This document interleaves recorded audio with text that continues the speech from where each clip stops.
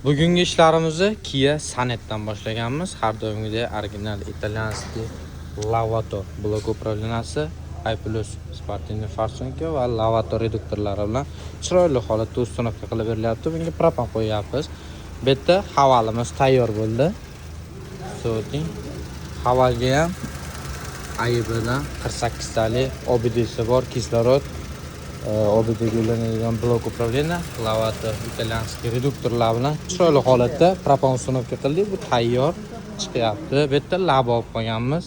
Metan ustunovka bo'lyapti. Bu yerda Gentra'da budjetniy variant metanlari bor ekan. Metanni yechib propan qo'yib beryapmiz.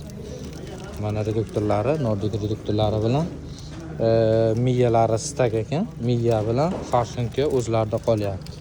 Bu yerda Nexia olib qo'yganmiz. Nexiaga 3-paketlina propan o'rnatib beryapmiz. Atike reduktorlar bilan avsta bo'lyaptimi? Nima deysiz? Foydasi yo'q, naushnikdaman. Ha. Eshitmadim, naushnikda ekan. Xo'p. Bu yerda trekker olib qo'yganmiz. Trekkerga ham italyanskiy AEB komplektatsiyada chiroyli qilib propan ustunovka qilyapmiz. Va bu Gentra trekkerda orqasi hali boshlanmagan yangi taglari shumka qilingan holatda zapaskani o'rniga 47 litrli balon o'rnatib beramiz. Ish jarayonlarimiz ketyapti. Xizmatlar bo'yicha bemalol kelaverasizlar. Pastdagi nomerlarga telefon qilaverasizlar.